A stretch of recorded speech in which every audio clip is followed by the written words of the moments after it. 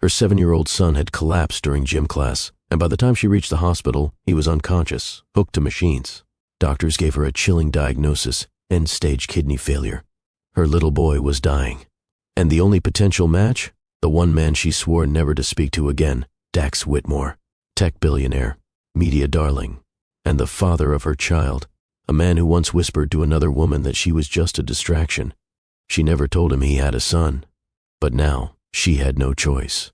So she called, and when he answered, everything changed. Before we dive into this emotional journey, please do me just a simple favor. Hit that like button. Your support helps YouTube push this story to more viewers just as amazing as you are. Also, if you're new here, don't forget to subscribe before we proceed deep into this perfectly crafted story written just for you. Tap on the subscribe button below. We are all waiting on you to be part of this family. Now, let's begin. The sun filtered softly through the linen curtains of the downtown Los Angeles loft, where Camila Rios adjusted a vase of hydrangeas on the centerpiece table of her design studio. Her firm, Camila & Company Interiors, was finally taking off. Clients adored her modern yet warm aesthetic, and that morning's pitch had ended in applause. She should have felt victorious, but behind the confident heels, the color swatches, and the polished smile was a woman running on fumes. Raising Jace alone for 7 years hadn't been easy. Every cent mattered. Every decision, school, babysitters, bills, rested on her shoulders. Still, Camila made it work. Their mornings were a blur of dinosaur-themed lunchboxes, mismatched socks, and Jace refusing to comb his curls. Their nights? Bedtime stories, popcorn, and toothy giggles as he insisted T-Rex was the greatest predator of all time. He was her light, her reason, her everything. As she stepped into her office, her assistant grinned. Another win, Camila. That's 3 contracts this month. She smiled, tucking her phone into her blazer. We're just getting started. Her phone buzzed. She glanced at the screen and froze. Fairgrove Elementary. Her heart skipped, then plummeted. With trembling fingers, she answered. Hello? Ms. Rios? The voice was rushed. A woman. This is Nurse Beasley. Jace collapsed during PE. An ambulance is en route to St. Vincent's Pediatric. The vase shattered at her feet. Her vision blurred. I'm on my way, she whispered, grabbing her bag, kicking off her heels. She didn't remember taking the elevator or racing down the street, just the sound of her own heartbeat in her ears. And one thought playing on repeat, please let my baby be okay. Camila gripped the steering wheel with white-knuckled panic, weaving through morning traffic like a woman possessed. Horns blared, tires screeched, but she barely noticed. Her pulse drowned out the world. Jace. Her boy. Her miracle. He was just at breakfast, arguing about syrup versus jelly. He wore his blue hoodie, the one with the dinosaur tail on the back, and kissed her cheek before skipping to the school bus. Now he was in an ambulance. The ER sliding doors hissed open as she burst inside, breath ragged. My son, Jace Rios, 7 years old. They just brought him in. A nurse pointed down the hall. Room 12. He's being assessed. Camila sprinted barefoot across cold tile, dodging gurneys and nurses. Her blouse clung to her skin. She nearly crashed into the doorframe. Inside, machines beeped. Wires, monitors. Her little boy lay pale and limp, eyes closed, a soft oxygen mask over his face. Jace, she choked out, collapsing beside the bed. Mommy's here, baby. I'm here. His curls were damp. His chest rose and fell too shallowly. A doctor entered, late 30s, focused, calm under pressure. Ms. Rios? I'm Dr. Collins. What's wrong with him? She begged. Please, just tell me. We're running tests, but initial labs show his kidneys aren't functioning properly. He's in acute distress. There may be an underlying cause, possibly genetic. No, she whispered. That can't be right. He's healthy. He was just... I know this is difficult, he said gently. We're doing everything we can.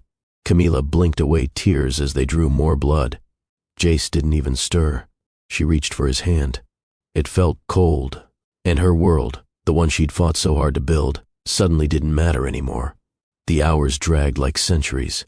Camila paced the hallway outside Jace's room, her blazer long discarded, hair matted from sweat and panic. Nurses and doctors moved around her like a blur. She tried to ask questions. What's happening? Can I see him? But every answer was a variation of, we're still evaluating. Inside, she caught glimpses of her boy, his tiny frame dwarfed by machines, IVs taped to his arms, monitors glowing with unreadable data. Finally, Dr. Collins motioned for her to follow him. She trailed behind, legs stiff, stomach in knots. They entered a consultation room. Quiet, sterile, too calm. He spoke carefully. Camilla, your son's kidneys are in severe failure. His creatinine and bun levels are dangerously high. He's not producing urine, which is a red flag. She blinked, trying to understand. What does that mean? It means his kidneys are shutting down. Based on the labs, this didn't happen overnight. It's likely chronic, genetic, something dormant until now. No one in my family. Some mutations skip generations or present unpredictably. We won't know more until we do a full genetic workup. Camilla sat down slowly, the weight of his words pressing her into the seat. What happens next? She whispered. We've started dialysis to stabilize him, but it's a temporary solution. Jace is in end-stage renal failure. He needs a kidney transplant. Her hands clenched the chair's edge. How soon? Soon, he said. Ideally within weeks. Time isn't on our side. Her heart twisted. Can I donate? You were tested as part of standard protocol. Unfortunately, you're not a match. Tears spilled down her cheeks. Then who? Dr. Collins looked at her gently. Biological parents have the highest likelihood of compatibility. We'll need to contact his father. She froze. The name she hadn't spoken aloud in nearly 8 years flared in her mind. Dax Whitmore. Her past. Her mistake. Her heartbreak. And, unfortunately, her son's best hope. Camilla sat in the darkened hospital chapel, hands clasped tightly in her lap, eyes unfocused. The stained glass glimmered with morning light, casting fragmented color across the polished floor. But she felt none of it. Jace was asleep in the pediatric ICU, sedated, his little body tethered to machines keeping him stable. Stable, for now. But not saved. Not yet. The words echoed in her mind. He needs a transplant. A living donor is the best chance. Her chance had already been ruled out, which left one other person. She hadn't said his name in years, had trained herself not to think about him, not to remember the laughter, the hotel balconies in Paris, the spontaneous getaways, or the devastating night that ended it all. But her son needed a kidney. And Dax Whitmore, the billionaire she once loved, was the father he never knew. Her fingers hovered over her phone. The contact was still there, untouched since the last time she'd screamed his name into the void and sworn never to speak it again. Dax Whitmore, the man who broke her heart with a single sentence. She'd gone to surprise him that night in Manhattan. A spontaneous flight, a giddy heart, a keycard he didn't know she still had. She arrived to find him in his penthouse. With another woman. She stood frozen behind the wall as he whispered 5 words into the woman's ear, words that shredded her. She was just a distraction. Camilla had turned and walked out without a sound, never gave him a chance to explain. 2 weeks later, she found out she was pregnant, and she stayed silent. Now she had to break that silence. She pressed the call button. Her heart thudded. It rang, once, twice, then, hello? The voice was unmistakable. Calm, confident, distant. She nearly hung up. Dax, she said, forcing the name out. It's Camilla.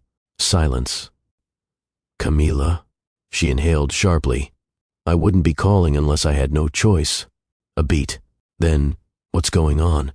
You have a son, she said. He's 7. His name is Jace, and he's dying.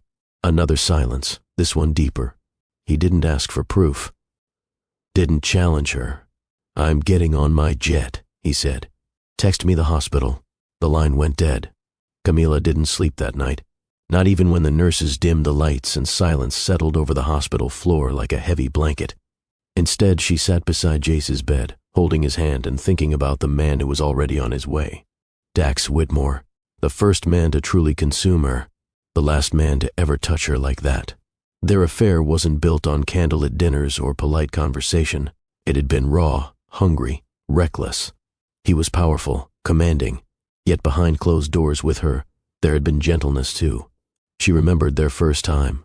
It had rained for hours in New York, and he'd canceled his meetings to stay in. She showed up in a soaked blouse, laughing. He stared at her like she was the only woman he'd ever seen. Then, without a word, he pinned her against the apartment wall, fingers sliding into her wet hair. The kiss had been searing, tongues tangling, breath hitching, clothes ripped with frantic urgency. He lifted her, carried her to the bed, and made her cry out his name again and again. She remembered his mouth, hot and unrelenting on her thighs. The way he took his time, making her unravel, then pulling her back together with every stroke of his tongue, every growl against her skin. He worshipped her body like it was art, like he'd built it with his own hands. And she'd fallen, completely. Even now, her skin tingled at the memory of his voice in her ear. "You drive me crazy, Camila. I don't want anyone else." But then came the night that wrecked it all. His betrayal, or so she believed. Now, that same man was coming to face the child he never knew. And no matter how deeply he'd once buried himself inside her, emotionally and physically, Camila knew one thing: she had to guard her heart. Because part of it still remembered exactly how it felt to belong to him. The next morning came in fragments, nurses checking vitals, the beep of machines, the sterile scent of antiseptic. Camila sat quietly by Jace's bedside, trying to soothe his forehead with a damp cloth. He stirred slightly, still groggy from the sedation. Her phone vibrated. Unknown number. She already knew who it was. Camila stepped into the hallway, heart drumming like a war drum. She answered. "Camila," he said, his voice smooth and unmistakably firm. "I'm 20 minutes out. Cedars-Sinai, right?" "St. Vincent's," she corrected, gripping the phone tighter. He exhaled sharply. "I'm coming straight there." A pause. Then softer. "How is he?" "He's stable, for now. But he needs that transplant. Fast." She could hear it in his breathing. Tight, controlled, but tinged with panic. "I still can't believe you never told me," he said, voice low. "I didn't plan for any of this, Dax." "You should have told me," he snapped. "I had a right to know." Camila bristled. "And what would you have done, Dax?" "I heard you, that night, whispering to Vanessa that I was just a distraction." "Wait, what?" His voice sharpened. "I never said that. I told her losing you would destroy me. She showed up uninvited. I wasn't even expecting her." Her throat tightened. "I heard what I heard." "You heard one sentence. You didn't even give me a chance to explain. You were with her, Dax." "No, Camila," he said, almost growling. "She ambushed me. I told her we were over, that I'd already found the woman I wanted. She said nothing. I searched for you," he added. "You changed numbers, addresses, everything. You disappeared. I was pregnant, alone, and humiliated. You should have told me I had a son," he said, voice cracking. "I would have dropped everything." Silence stretched between them, years of unresolved pain and aching memories pressing into the space. Then he exhaled. "I'm not coming as the CEO, or the man you think I became. I'm coming as a father, and I'm not leaving until I've done right by him." Camila swallowed hard. "Good," she said quietly, "because he needs you, whether I like it or not. Hello, beautiful family, if you are still here, if you are still with me. Don't forget to hit the like button and subscribe, because what is about to happen now will put you at the edge of your sit." Dax stood by the jet's window, arms crossed, jaw tight. The Gulf Stream hummed beneath him, slicing through clouds at 40,000 feet, but his mind was grounded, stuck in a hospital room with a boy he'd never met. A boy who carried his blood. A boy who was dying. He stared out at the sky, eyes narrowing as memories pressed in. Camila. Her laughter after midnight. That fiery temper. The way she challenged him in every conversation, every glance. She never fawned over his money, never softened her edges to fit his world. That's what made her unforgettable. And now, she'd been raising his son without him. He clenched his fists. The thought tore at something deep. He replayed their last night over and over during the flight. Vanessa had shown up unannounced. He'd ended things with her months prior, but she had connections, and getting past security wasn't hard. She walked in, crying, desperate to win him back. "I miss us," she'd whispered. "You miss being seen," he replied coldly. Then he saw Camila's bag on the couch. She must have been in the hallway just out of sight, and he knew exactly when she'd left. Right before he said the most important part, "I've already moved on, and if I lose her, that would be my greatest mistake." But she never heard that part. She disappeared. No calls, no trace. Just Gone. And now he understood why. His gut twisted with guilt.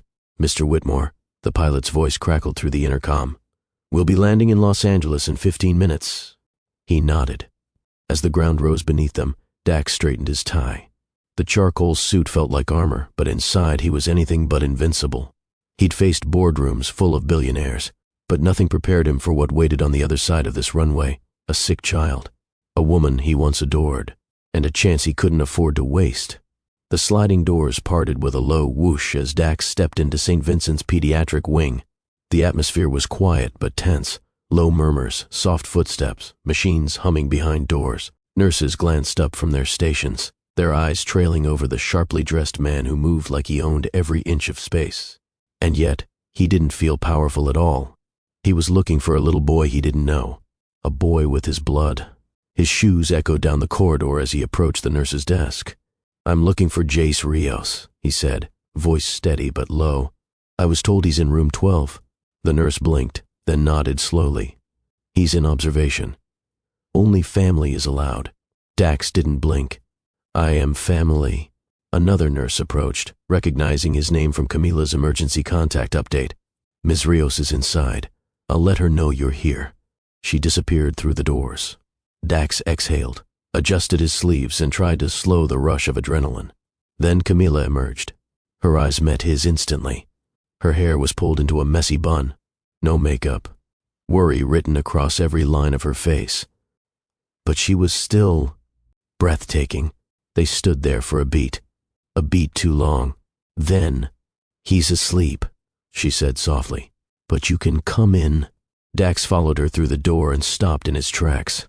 The boy on the bed had his curls, his chin, even his stubborn little scowl as he shifted in his sleep. It hit Dax like a punch to the chest. This was real. This was his son. He walked to the bedside slowly, careful not to make a sound. His knees buckled slightly as he crouched beside the bed. He reached out, hand hovering just above the boy's. "Jace," he whispered, voice thick. "I'm here now. I'm not going anywhere."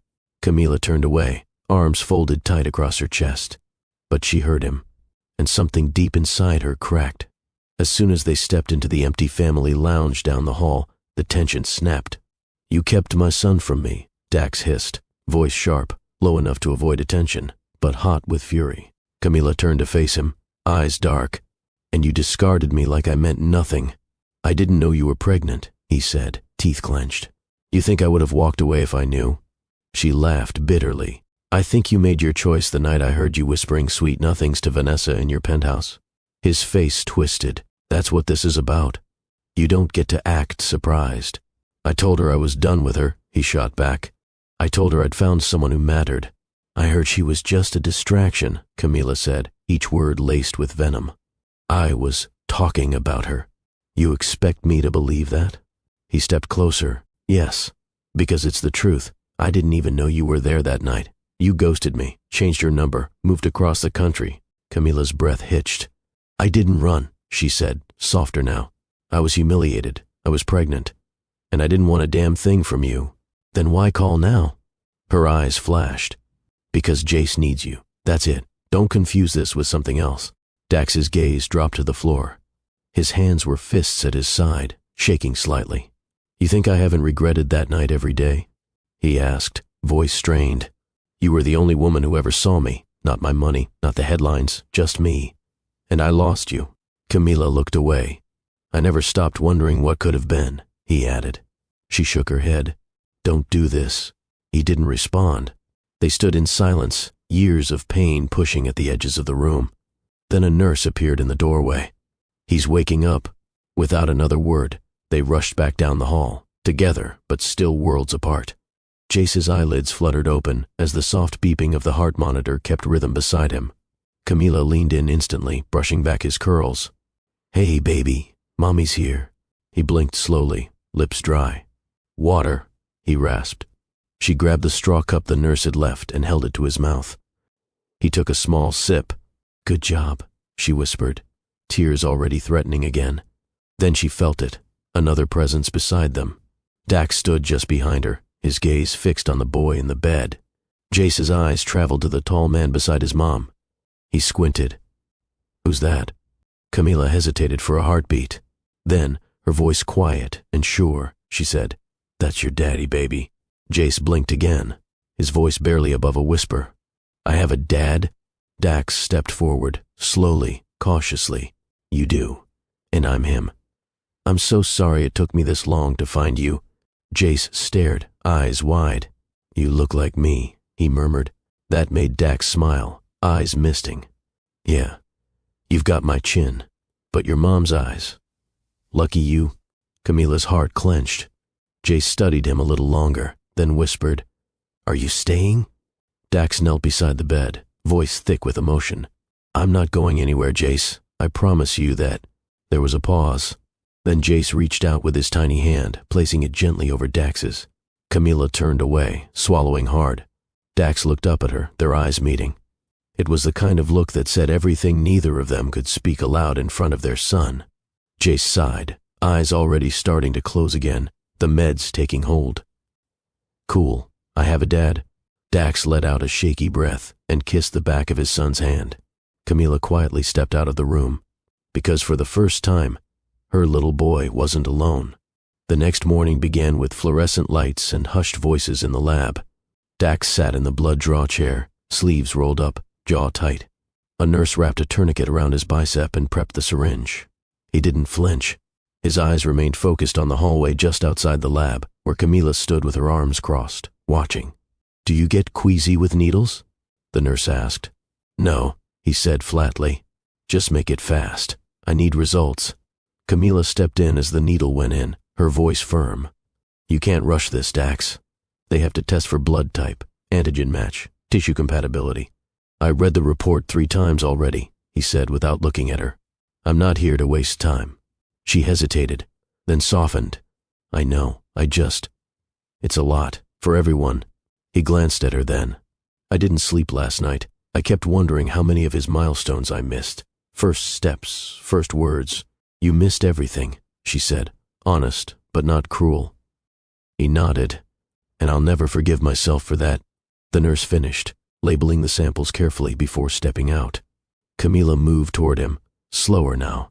"I didn't want you to come back out of guilt. I didn't." He looked up. "I came because he's mine. Because I want to do right by him, and by you." Her breath caught slightly. The door opened, and Dr. Collins stepped in with a clipboard. "We'll have the full HLA typing back in a few hours.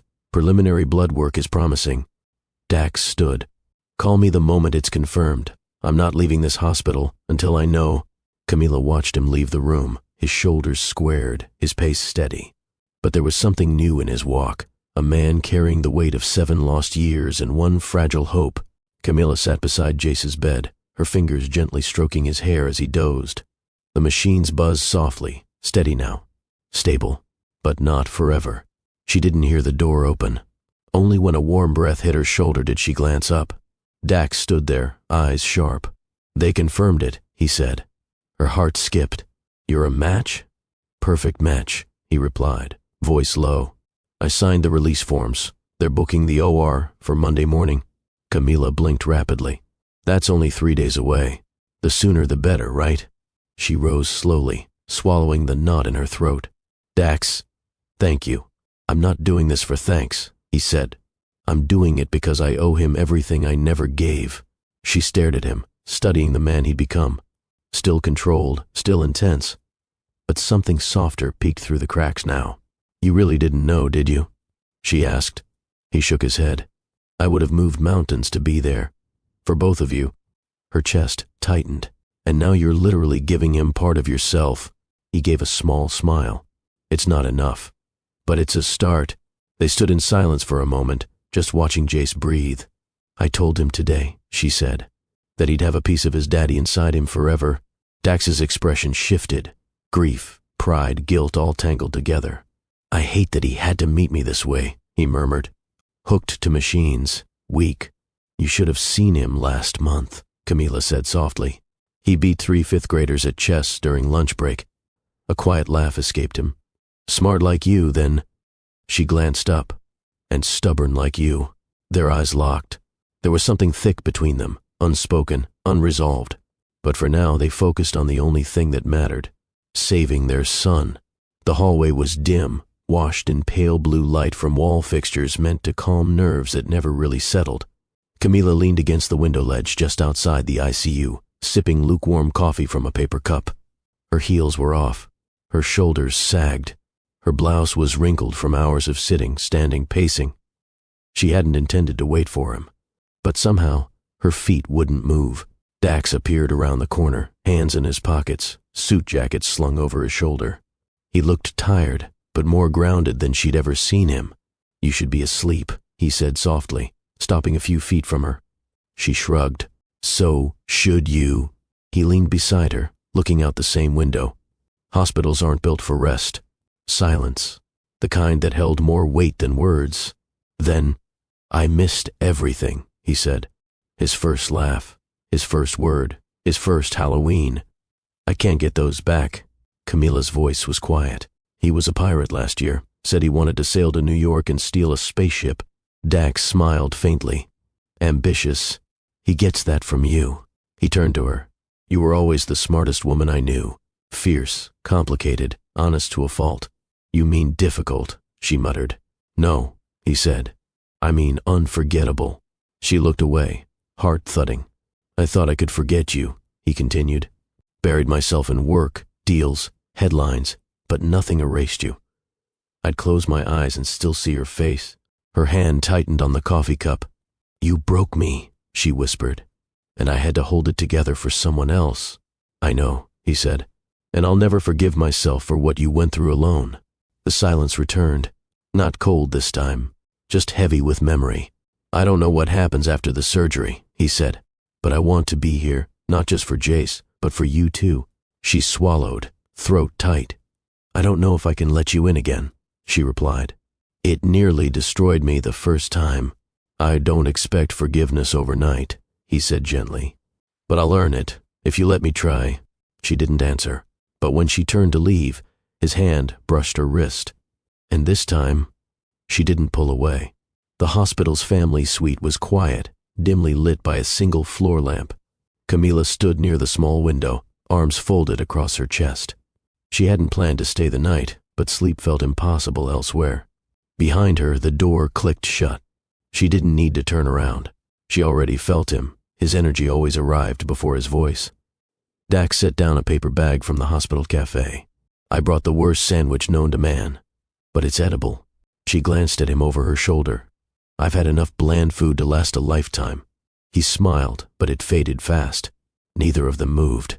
Then she said it, quiet but sharp. "You can't just walk back into my life and expect everything to realign." "I don't," he said. "But you walked into mine when you called." Her jaw tightened. "Because I had to. I know." He stepped closer.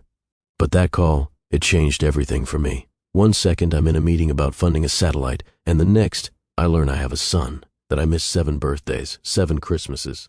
She didn't respond. He took another step. "I came here thinking I could fix everything with action. Donate a kidney, be the hero. And now?" she asked. "I realize that won't erase what happened, but it doesn't mean I don't want to try. For Jace, and for us, if there's still an us to rebuild." Camila stared at him. Her chest rose and fell with shallow breaths. "Don't say things you don't mean," she whispered. His eyes darkened. "I've never meant anything more." In 2 strides, he was in front of her. Camila's lips parted, a protest on the tip of her tongue.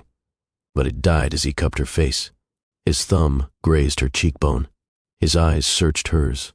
Then slowly, he kissed her. It was tentative at first, soft, testing. But she kissed him back.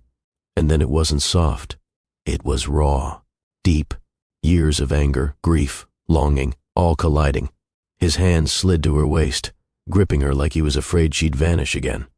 Her fingers tugged at his shirt, untucking it, pressing against the warmth of his back. He backed her toward the bed, lips never leaving hers. When the back of her knees hit the mattress, she sank, pulling him down with her. Clothes peeled away piece by piece. His mouth moved down her neck, chest, stomach, memorizing every inch.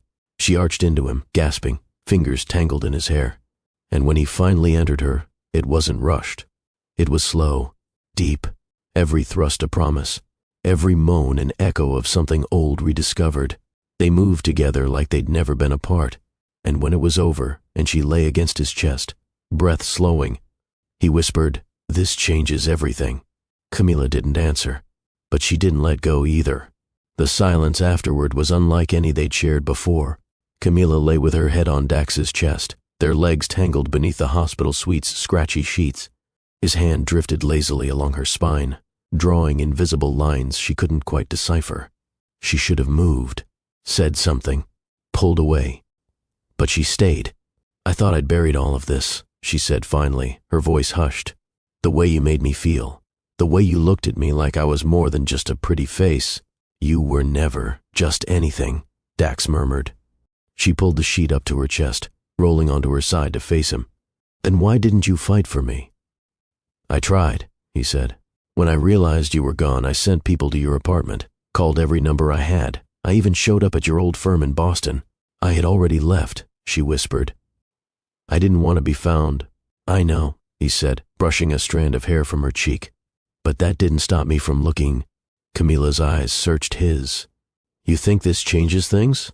He sat up, resting on one elbow. "Doesn't it?" "Sex is easy," she said flatly. "Feelings are not." He smirked. "That didn't feel easy. That felt like history catching up to us." She didn't smile back. "I don't want Jace confused," she added. "He just met you. He doesn't need to see me falling apart again if this is temporary." Dax's expression sobered. "Camilla, I'm not here to pass through. I'm here because I never stopped loving you. I buried it. I tried to drown it in ambition. But you," he reached for her hand, lacing his fingers through hers. "You're the only thing that's ever made sense." She turned her face away, tears stinging. "You say that now. But what about 6 months from now? A year? When the newness wears off and reality hits?" "I'm not asking you to promise me forever," he said. "I'm asking for the chance to prove I've changed." Her eyes flicked back to his. "And what if I'm too scared to risk it again?" "Then I'll wait," he whispered.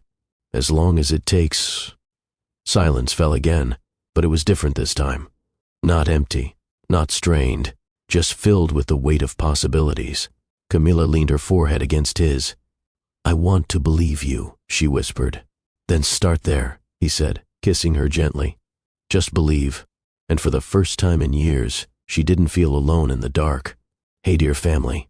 If you are still here with me on this beautiful story, please hit the like button to show your presence, then subscribe so you won't miss what happens next. The hospital buzzed with a quiet urgency. Nurses moved swiftly but gently, prepping IVs and surgical charts. The air smelled of disinfectant and sterilized metal. Camilla sat beside Jace's bed, holding his small hand in both of hers.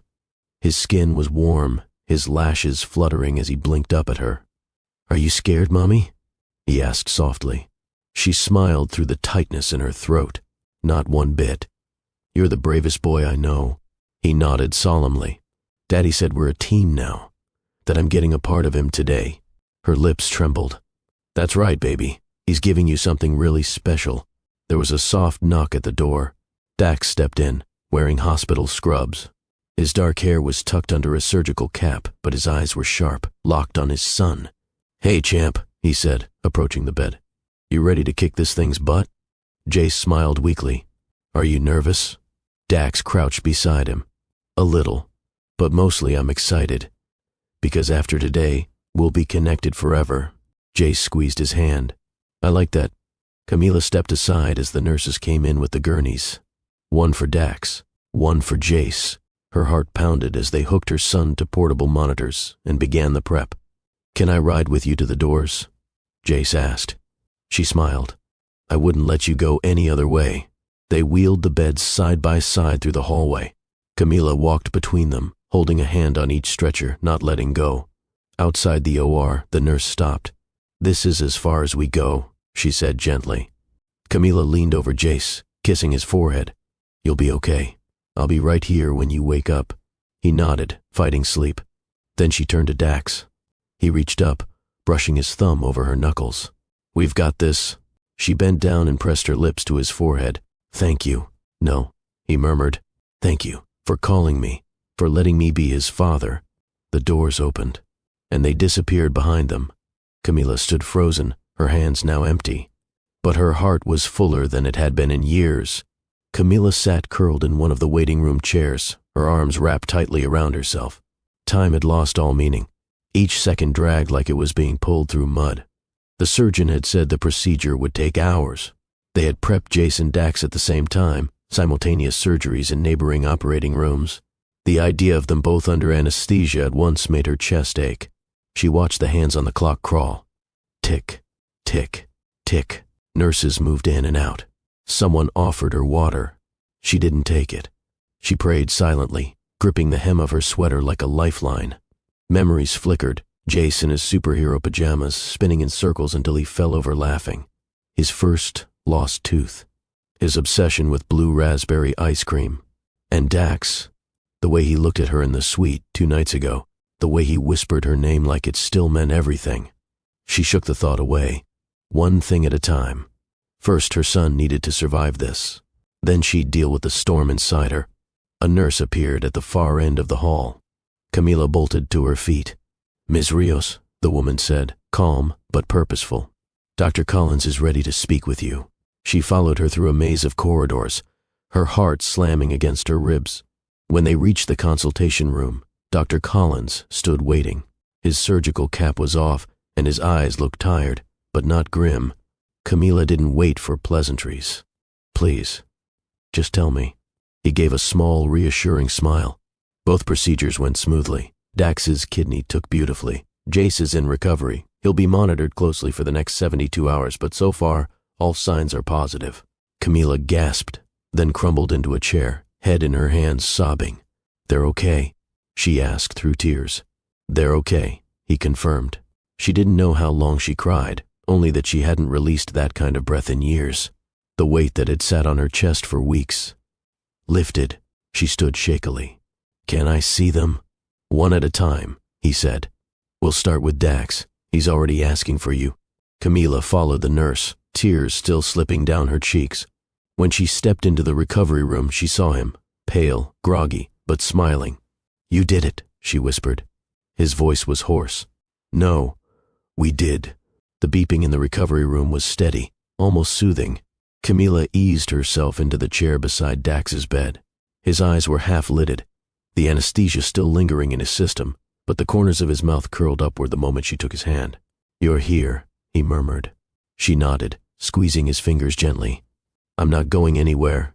He looked worn, more pale than usual, lips dry, IVs tucked into both arms. But his expression was peaceful. "Jace?" he asked, voice raspy. "He's still under." "But stable," she said. "They said the transplant looks good. Everything's functioning. It's early, but it's hopeful."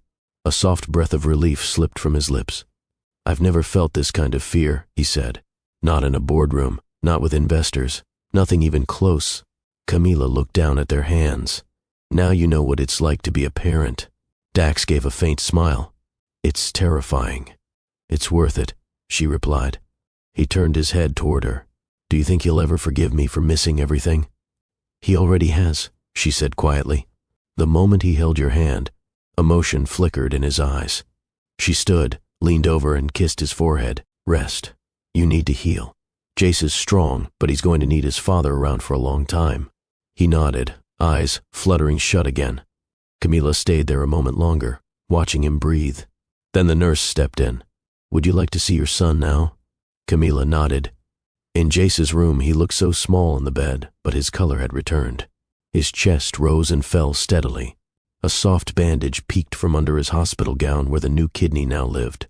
She sat beside him, brushing his hair back, kissing his forehead. "Hey, baby," she whispered. "You did it." His eyes didn't open, but his fingers moved, finding hers instinctively.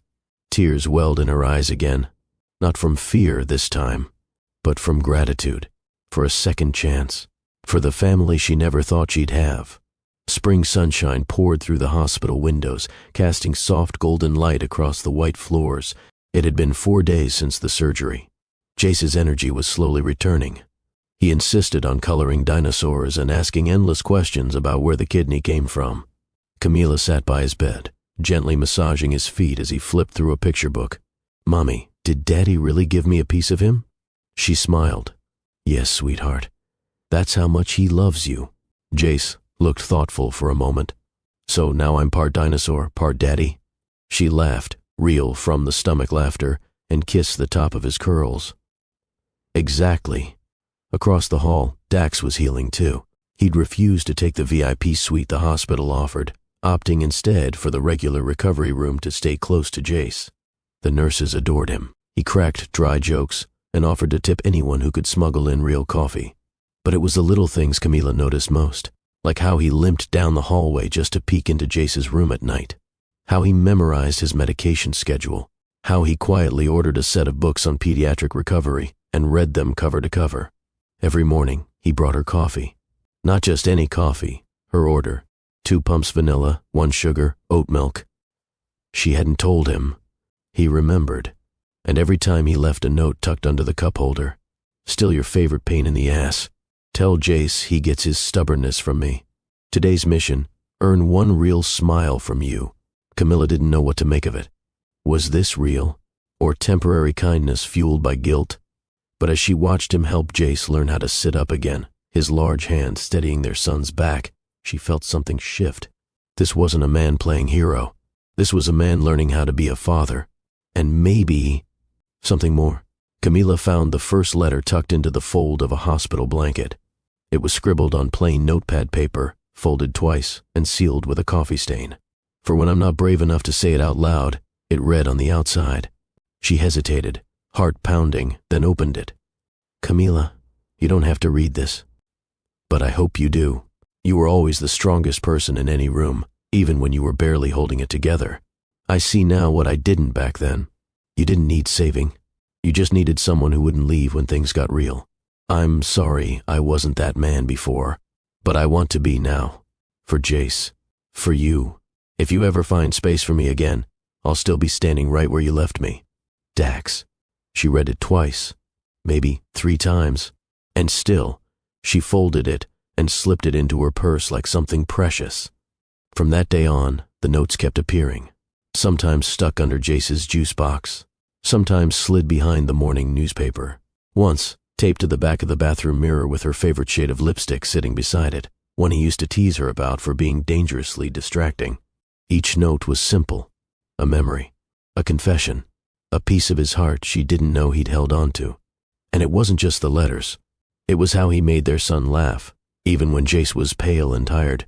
How he learned to braid hair badly because Jace wanted to surprise her with a salon day. How he never missed a nurse check-in, never complained, never made it about him.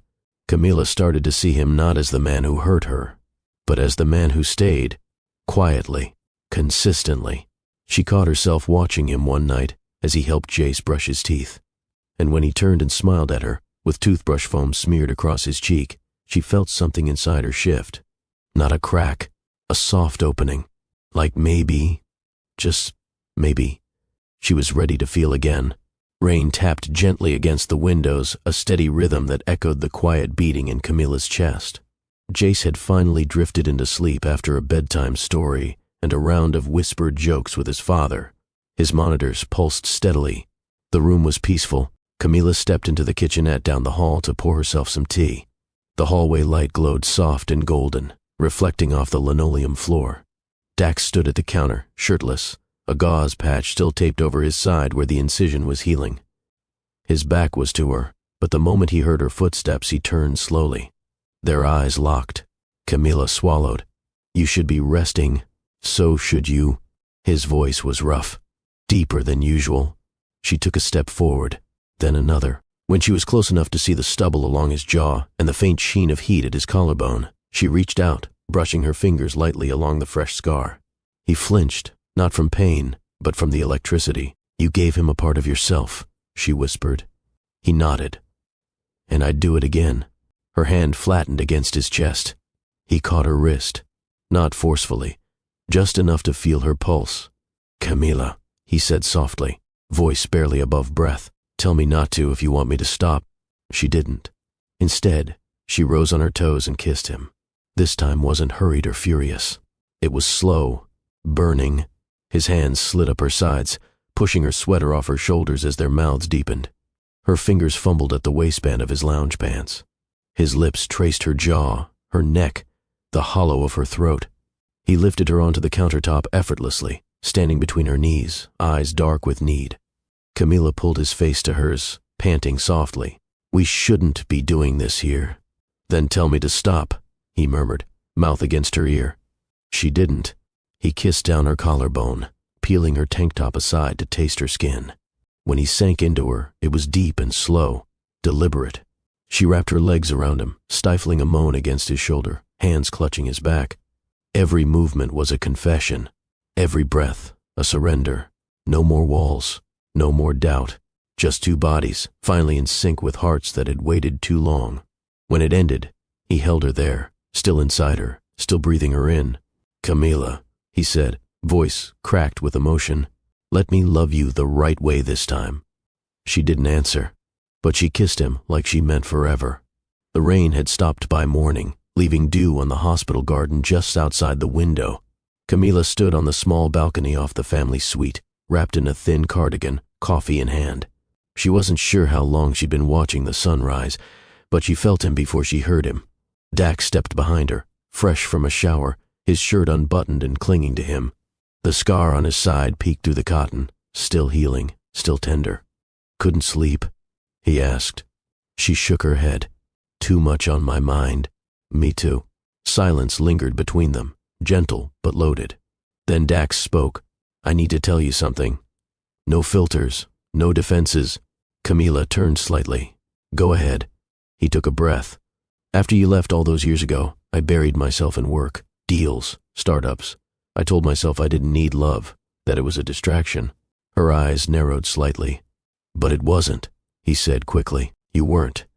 You were the one thing that made the rest of it mean something." He stepped closer, his hand brushing hers. "I kept a photo of us. From Paris. You were laughing, mid-bite, probably teasing me about my terrible French. I kept it in my office drawer, hidden under contract folders." Her lips parted, surprised. "I'd take it out when everything felt like noise," he continued. "And I'd ask myself, how did I lose her? What the hell did I do wrong?" Camila looked down. "I think we both got lost. You in ambition, me in fear." He nodded. "You had every reason to run. But I never stopped loving you." She met his eyes, soft but guarded. "Love's not always enough, Dax." "I know," he said. "That's why I'm not asking you for promises. I just want a chance to show up every day, to be someone Jace can look up to, someone you can trust." He cupped her cheek, thumb brushing her skin. "Let me rebuild what I broke, piece by piece. No shortcuts, no apologies without actions." Camila leaned into his palm, the ache in her chest slowly softening. "You're really not the same man," she whispered. He gave her a crooked smile. "No, but I'm finally the man I always wanted to be." And this time, when she kissed him, it wasn't about the past. It was about the future. The following week brought quiet transformation. Jace was discharged, bright-eyed and chatty, asking every nurse if they had dinosaur-shaped balloons. Dax moved into Camila's guest room, temporarily, he said, but the toothbrush he left on her bathroom sink suggested otherwise. Evenings became their new rhythm. One night, as rain pattered lightly outside, Camila stood at the stove making grilled cheese, Jace's request. Dax hovered nearby, slicing apples like it required strategic precision. "You know," he said, "I used to burn toast in college, every single time." Camila smiled over her shoulder. "Why doesn't that surprise me?" He leaned against the counter, arms folded. "I didn't know it could feel like this, the quiet, the warmth." She glanced at him. "Like a life?" He nodded. "A real one." After Jace was tucked in, demanding 3 bedtime stories and 1 bad joke, Camila walked back into the kitchen to find Dax washing dishes. Shirt damp, hair slightly messy, hands submerged in soapy water. It was ordinary and deeply intimate. When he dried his hands and turned to her, there was something unspoken in the space between them. She stepped forward, slowly. "No grand speeches tonight?" she teased. "No," he said, eyes steady. "Just this." He kissed her softly.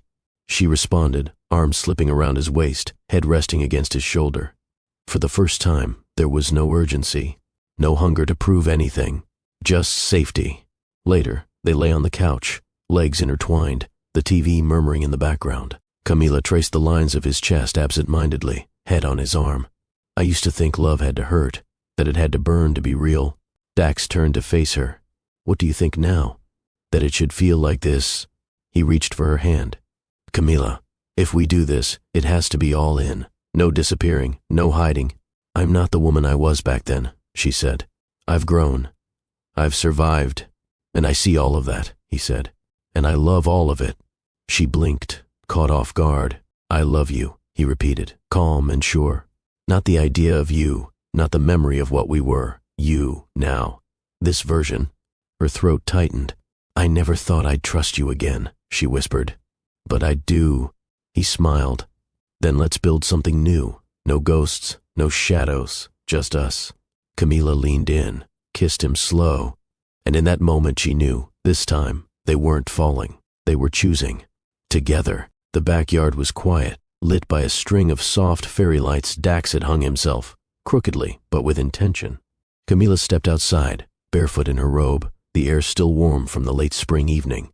Jace had finally gone to bed after insisting on reading his new dinosaur encyclopedia to both of them cover to cover, twice. She found Dax standing in the middle of the yard, hands in his pockets, eyes on the stars. Nice lights, she teased gently. He turned, smiling. I was aiming for magical, settled somewhere between crooked and charming. She stepped toward him. It's perfect. He exhaled slowly. You know, for a long time I thought success was measured by what you could build. The next big thing, another company, another headline. She watched him closely. But it's not about building empires, he continued. It's about building something that lasts, something that matters. From his pocket he pulled out a small velvet box. Camila froze. He opened it. Inside was a simple, elegant ring. Platinum band, no flash, just timeless. Camila Rios, he said, his voice shaking slightly. I don't want a perfect story. We already missed that. I want a real one, with all the chaos, the healing, the laughter, and the late-night grilled cheese sandwiches. She stared at him, eyes wide, heart thundering. I love you, he said, and I love our son, and this life we're piecing together. I want to wake up every day with you next to me, not just because we share a child, but because you're the one I've been searching for, even when I didn't know it. He dropped to one knee. Will you marry me? Camila didn't speak. She stepped forward, eyes glossy with tears, and launched herself into his arms. He caught her with a laugh, the ring box dropping softly onto the grass. Their kiss was slow, deep, filled with every word neither of them could say. And in that embrace, under crooked lights and open sky, she answered him without ever needing to speak. Camila didn't remember how long she clung to him, arms tight around his neck, heart pounding like thunder in her chest. When she finally pulled back, she looked into his eyes. You really mean it? No running, no shutting down. I'm already home, Dax said, brushing his thumb over her cheek. I'm not going anywhere. She kissed him again, slower this time. He reached down, retrieved the ring box from the grass, opened it, and slid the ring onto her finger. It fit perfectly. Her breath caught. I didn't think I'd ever wear one again, she whispered. Not after everything. He held her hand in his, lifting it gently to his lips. It's not just a ring, Camila. It's a promise that I'm choosing you, on the ordinary days, the hard days, the ones when you're mad at me for stealing the covers. She smiled. And the ones where Jace spills orange juice on your white shirt 5 minutes before a meeting? Especially those, he said with a grin. They swayed there for a while beneath the lights, no music but the rhythm of each other's breath. Then the sliding door creaked open behind them. A small voice called out, Mom? Dad? They turned. Jace stood in his dinosaur pajamas, hair messy, rubbing one eye. What are you doing? Camila crouched down, arms open. We're celebrating. He patted over and climbed into her lap, eyes curious. Why? Dax knelt beside them. Because I just asked your mom to marry me. Jace blinked. Like, forever?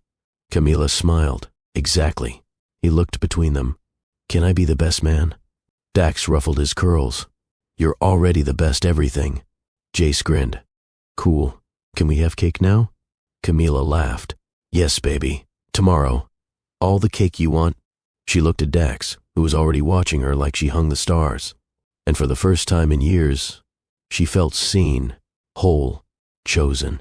The sun began its slow descent over the Malibu hills, casting a warm amber glow over the vineyard terrace where close friends and family gathered in soft murmurs of joy. Camilla stood beneath a delicate floral arch, breeze gently lifting the hem of her ivory silk gown. Her eyes searched the crowd until they landed on the one face that mattered. Jace, dressed in a tiny tuxedo with a lime green dinosaur pin on his lapel. His idea, of course. He beamed with pride.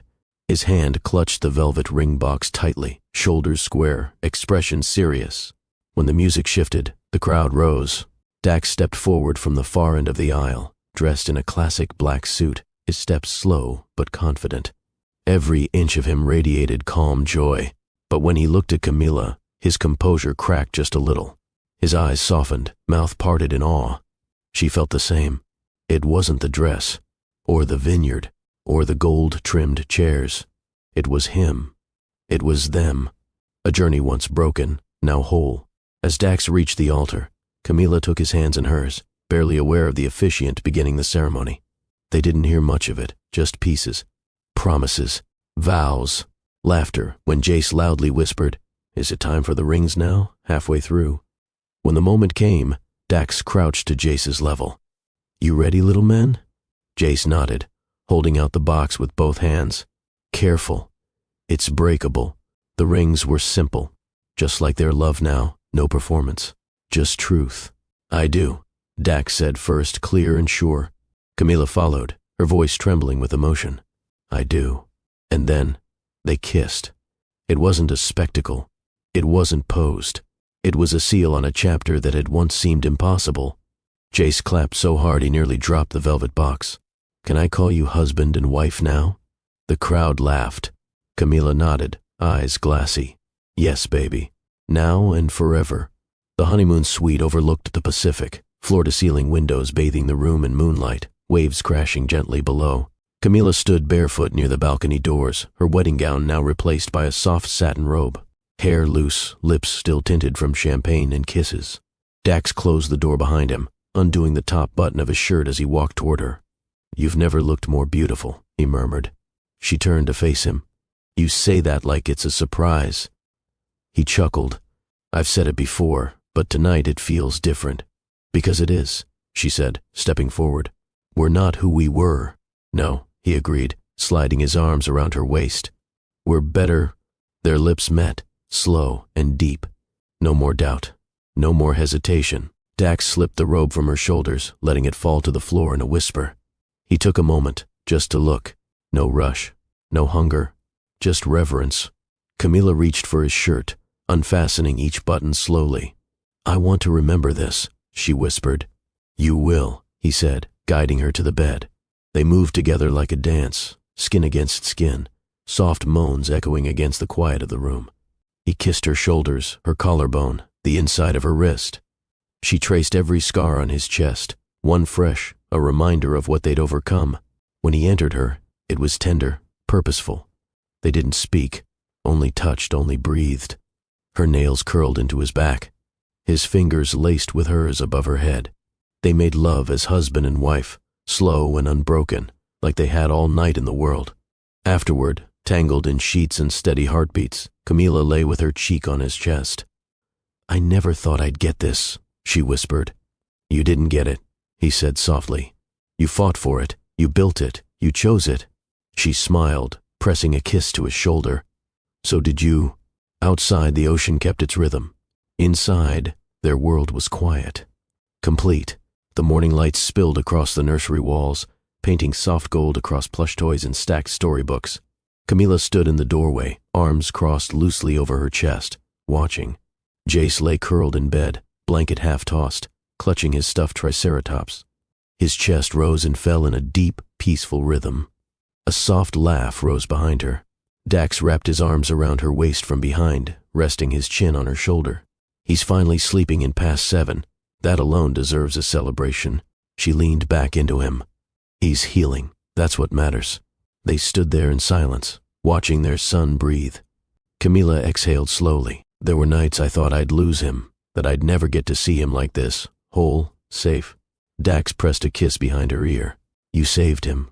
She turned to face him, fingers trailing down his chest. "No, we did." He nodded. And now we get to live what we almost missed.